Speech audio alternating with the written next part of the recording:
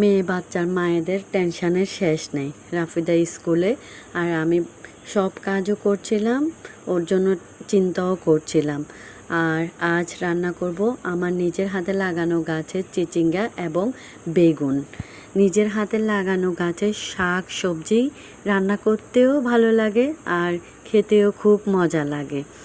রাফিদা যখন বাইরে থাকে বা স্কুলে থাকে এমনিতেই টেনশন হয়, এখন চিন্তাটা আর একটু বেড়ে গেছে, কারণ ওদের স্কুলে একটা নতুন ভবন তৈরি হচ্ছে আর এই জন্য সারাক্ষণ নানা রকমের মিস্ত্রি আসতে আর যাইতেই থাকে।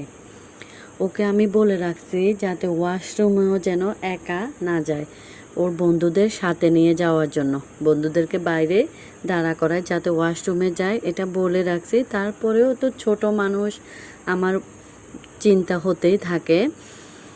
ও প্রাইমারি স্কুলের কথা কি বলবো, ওয়াশরুমগুলো একদিকে, অফিস কক্ষগুলো আরেক দিকে এবং ক্লাসরুমগুলো আরেক দিকে। আমি বলি কি, যদি একটা ভবনে সব কিছু থাকতো আর মাঠটা খোলা থাকতো, বাচ্চারা খেলতেও পারতো।